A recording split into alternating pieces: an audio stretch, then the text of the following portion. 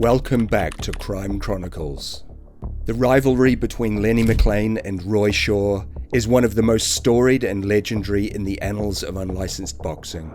Both men were icons of the unlicensed fighting scene in the UK during the 1970s and 1980s, and intense physical battles, mutual respect, and a fierce competitive spirit marked their encounters.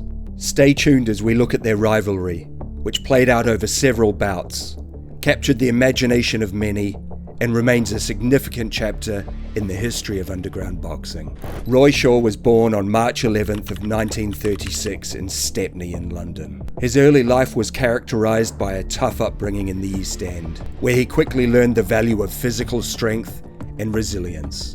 Shaw's early career was marred by criminal activities, leading to numerous stints in prison. His longest stint was 18 years for his part in one of UK's largest armoured car robberies. However, it was during these incarcerations that he honed his fighting skills, often engaging in brutal confrontations with fellow inmates. Shaw emerged from prison with a hardened resolve and a reputation as a formidable fighter. Shaw's transition into the world of unlicensed boxing was a natural progression. His background in street fighting and relentless aggression made him a natural fit for the brutal world of unsanctioned boxing. Shaw quickly established himself as a fearsome competitor, earning the nickname Pretty Boy for his good looks, which contrasted sharply with his vicious fighting style.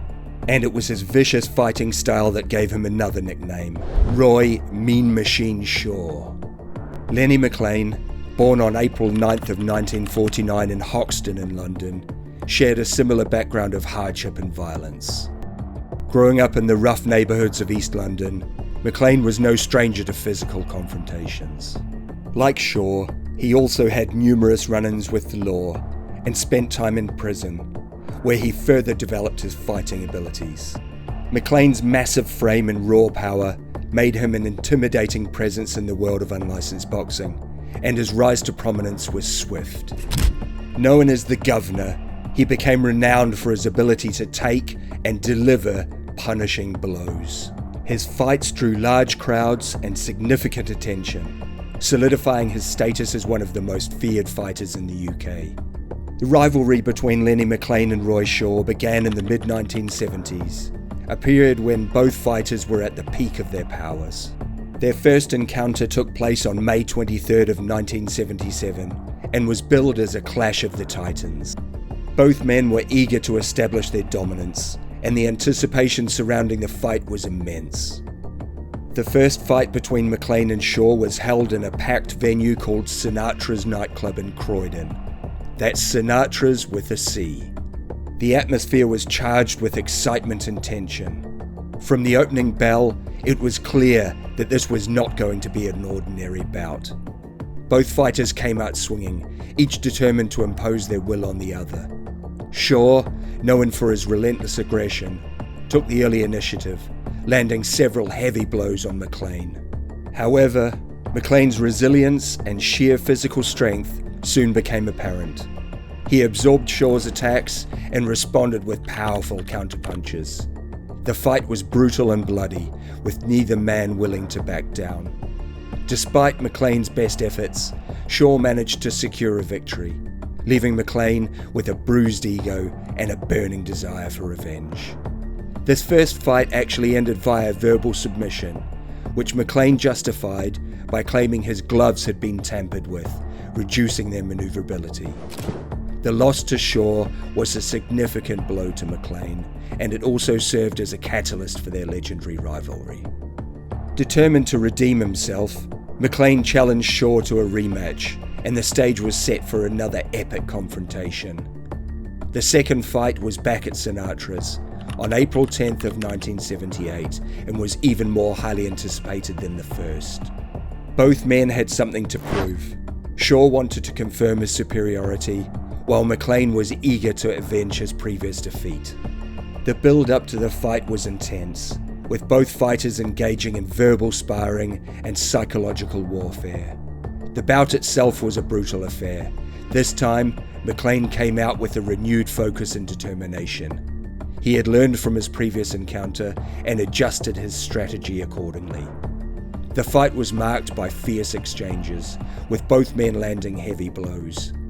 McLean's superior conditioning and tactical acumen began to tell, and he gradually took control of the fight. In the end, McLean emerged victorious, levelling the score with Shaw. The second fight saw McLean beat Shaw by knockout, in which Shaw was physically knocked out of the ring. This victory was a defining moment in McLean's career, reaffirming his status as one of the toughest fighters in the unlicensed boxing scene.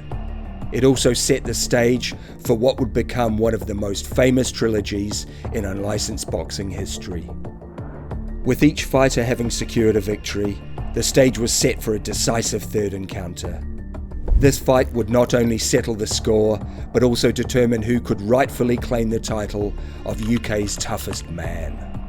The third and final fight between McLean and Shaw took place at the Rainbow Theatre in Finsbury Park, London, on September 11th of 1978, and was surrounded by an air of finality and high stakes.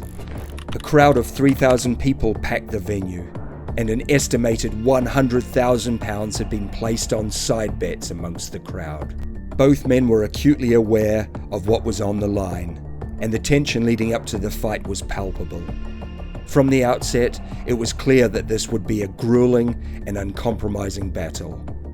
Both fighters went at each other right from the bell, throwing knockout punches with wild abandon. McLean is the bigger man and keeps Shaw tucked in close, not giving Shaw an opportunity to put any power into his punches. Shaw soaked up plenty of McLean's punches, many of which would have downed other opponents. Eventually, the onslaught was too much, and Shaw hit the canvas.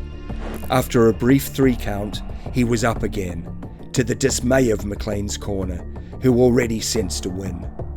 After a flurry of solid hooks, McLean ended the fight, and the feud, with a brutal first-round knockout.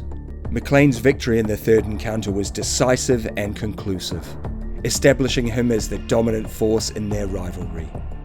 The trilogy of fights between Lenny McLean and Roy Shaw remains one of the most celebrated rivalries in the history of unsanctioned boxing. Their encounters were not just physical battles, but also psychological and strategic contests that showcased the best aspects of unlicensed boxing. Both men emerged from the rivalry with enhanced reputations and mutual respect that belied the brutality of their encounters. For McLean, the victories over Shaw were career-defining moments that solidified his status as the governor. McLean continued to fight and maintain his reputation as one of the toughest men in the UK, eventually transitioning into a career in acting and becoming a cultural icon. Shaw, despite the losses, remained a respected and feared figure in the unlicensed boxing world. His toughness and fighting spirit earned him admiration, and he continued to be a significant presence in the scene. Shaw also dabbled in acting and wrote an autobiography that provided insights into his life and career. McLean's autobiography, The Governor, and Shaw's book, Pretty Boy, both offer detailed accounts of their encounters and provide a deeper understanding of their lives and motivations. The 3 fights featured 2 different men from similar backgrounds. Shaw was in his 40s and considerably smaller than McLean, who was also a much younger man, only in his late 20s when they fought. Yet Shaw was no pushover, and their fights were huge affairs, featuring plenty of media, crowds of thousands, and huge amounts of money placed in bets. In the end, the legacy of Lenny McLean and Roy Shaw is one of 2 warriors who pushed each other to their limits, creating a rivalry that will be remembered for generations to come. Thank you for joining us today on Crime Chronicles. Don't forget to like, subscribe, and share the channel with your friends.